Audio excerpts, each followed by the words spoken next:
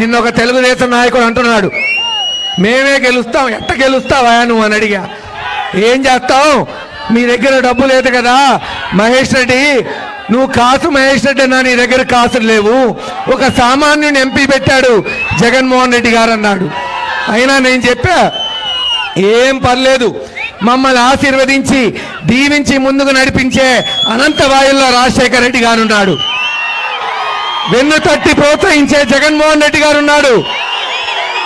చేయి పెట్టి నడిపించే కార్యకర్త లీడర్ ఉన్నాడు. ఆదరించి అభిమానించి అందరం ఎక్కించే ప్రజలున్నారు. అరే నెత్తురుంది, సత్తు ఉంది, ఊపిరుంది, పోరాట పటిమ ఉంది. ఇంతకన్నా సైన్యం కావాలా దీనమ్మ పోరాటం చేయడానికి? ఆలోచించండి.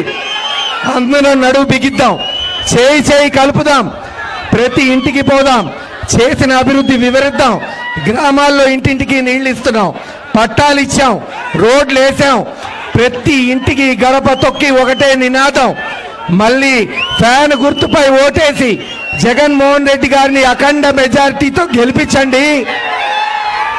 గురజాలలో మిగిలిపోయిన పనులన్నీ పూర్తి చేసి ఒక ఉన్నతమైన నియోజకవర్గంగా దీన్ని తీర్చిదిద్దడానికి మనం అందరం కూడా నడుము బిగించాలి. ఈ వీడియో కానీ మీకు నచ్చినట్లయితే లైక్, కామెంట్, షేర్ చేయండి. మరిన్ని అప్డేట్స్ కోసం సబ్స్క్రైబ్ చేయండి.